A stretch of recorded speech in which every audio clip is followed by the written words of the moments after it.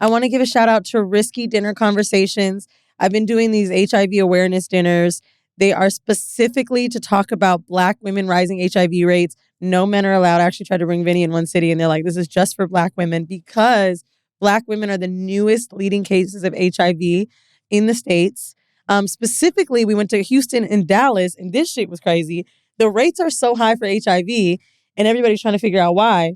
It's literally attributed to the fact that when abortion became illegal, women don't trust fucking health care clinics. Because what if they're pregnant and then you have to report this pregnancy? And what if the pregnancy is gone?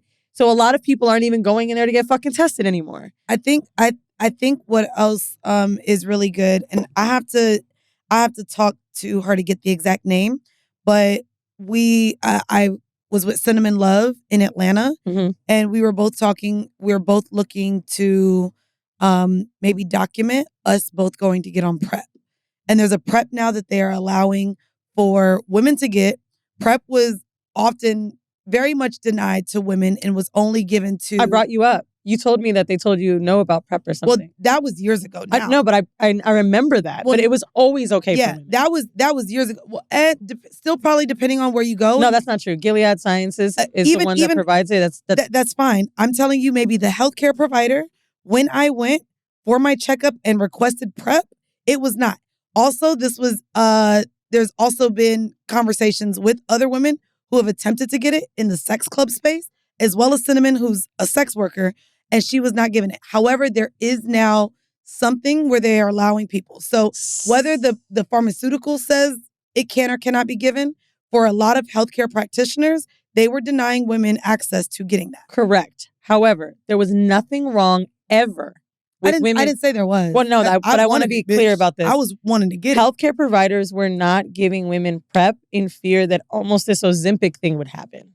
So they were so worried about women getting on PrEP and there not being enough available to gay men or whoever they would assume would get this HIV quicker than someone else. And so now, because of these disparaging rates, now they're offering PrEP to women. With your experience in particular, I remember it's all about advocating for yourself. When you're going to get a wellness exam or a PAP, very few times are they offering HIV tests. You have to advocate for yourself. I only know about my fibroids because I had to ask for an ultrasound over and over, which they didn't even want to give to me because they were like, well, are you having issues? Are you not?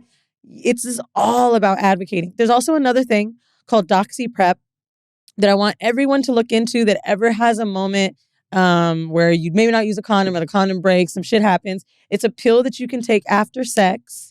I believe it's 24 to 48 hours, and it lowers your chances by getting STDs by 72%. Please look into this if you're not on PrEP or anything like that. Syphilis, chlamydia, gonorrhea, most blood diseases. But 72% it lowers it by. I literally told one of my homeboys about this, who's kind of a hoe. He was like, bro, like, I have 5 packs of it in my bag now. Like, I've literally given it to friends while on vacation. Like, thank you.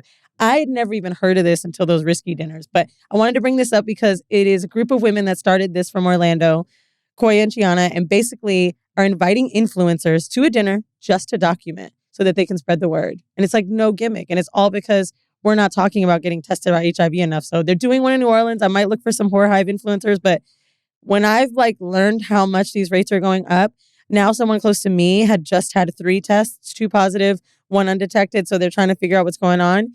And it's just like, I never thought we'd be in the age where it would be amongst women like this. Oh, I did. And it's an ignorant thing to say, but the way that no one uses condoms, uses them, advocates for them, wants to shame me for using them or liking condom dick, for the fact that we as Black women, and this is not to blame Black women, but the fact that as Black women, we still have yet to create a safe space for our brothers and Black men to be where they want to be sexually. Mm-hmm. This does not surprise me at all. Like, in terms of the DL and still the conversations around sex, they have not seemed to progress over the years. And with these, with social media, unfortunately, I feel like we backtracked quite a bit with the shaming of dating, the $200 date conversations, the 50-50, the does a man really like you if he does this? And also, I mean, we are at the same time opening conversations, the world, I don't know. I feel like we are also opening the landscape within our own community to be open and fluid and non-monogamous. But so luckily, to me, though, those are the safer communities. Like, well, I don't because they're want to getting shade tested more. anybody that was at this dinner. However, 20 people at this dinner, I think 2 people heard of PrEP, Mandy, like that knew that they could take PrEP or had like a test recently. When I tell you, and we know this from all of these years in the space, these hoes be getting tested, dog. So that's no. The sex worker hoes get tested. Let's be very clear. I think lifestyle people are more common about talking about testing. But there's a lot of people that don't even identify as lifestyle. They're just non-monogamous. So the way that like men are not leaning forward into the truth, or women, because let's be very clear, I ain't gonna say who, but a lot of my friends that done been in relationships, they done all cheated on their niggas. So where the conversation, yes, about the sex workers, they are getting tested because they have to for work. A lot of people who are lifestyle or into casual sex, casual dating, and lifestyle activities aren't necessarily getting tested at the rates that they should either. And but the people that are getting tested, you good, I'm good. At Planned Parenthood, at least, that are having more frequent partners. This is a statistic from New York State Planned Parenthood. The people that are having sex with more people in 12-month spans are getting tested more frequently than the people that have had one partner or less. Right. And that one partner probably is cheating and bringing something back to you. But my point is that the people that are more promiscuous are probably getting tested more. I really, truly do believe that. Okay. Like, I think that... you can believe it. So then, okay, then no one is. This isn't even agree to disagree. I would just say, for you to be at an HIV awareness dinner and only 2 people knowing about PrEP, to me shows that there is still such a huge lack in sex education for things that could be preventative measures. I think that's the point, though, that I'm trying to make up, Mandy. The HIV dinner is created with Black influencers, Black women. Mainly, most of them are heterosexual. And my point is, none of these women are sex educators. All of these women just have a platform that they can share this on. When we're talking to people in the space, they generally have a better idea surrounding sex ed, places to get tested. Their friends are just kind of a little more liberal in talking about this shit. These women that are quote unquote more normal every day, they're not talking about this shit.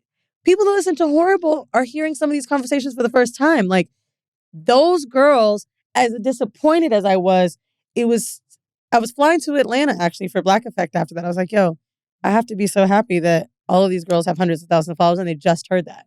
All of them were in shock at the rates. All of them couldn't believe it. Even me, I couldn't believe, 62%, I think it's Harris County or whatever. But anyway, it's just like, to know that the average person isn't hearing this. Because where are you getting this info from? If all your friends are married or super chill or not going out too much, maybe they don't have as much of a sexually promiscuous life. So y'all ain't talking about this shit. And then you probably fucking one nigga, but he probably ain't only fucking you. Not saying niggas ain't shit. Like, I agree. It is literally women not taking advocacy over their own bodies. HIV there's no fault in getting it. The only fault you have is not getting tested. Because if you can't get on the meds, you're fucked. You know what I'm saying? Like, catching it early, being sure you don't pass it down when you want to have kids. Like, I just really have been disappointed with even the sex ed conversations I've been having. Like, I only have it on Horrible. Am I passing it on to my homegirls when I'm on the phone? Even when we have an episode where we're like, damn, and we learn something new, am I taking it outside of this fucking room? And I just think we all have to start doing this in our own house and with our kids. And also, I just got tested. I'm going to try to get tested on camera every quarter now. I like that. Unless something goes wrong, then I'm going to be like, footage got deleted. No, and if you guys, want to hear more of these conversations, check out Period Sis.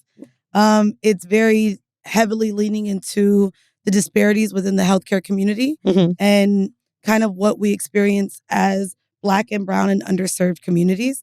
And so these conversations are very important to me. And so, make sure you check out Period Sis. Season 2 is back.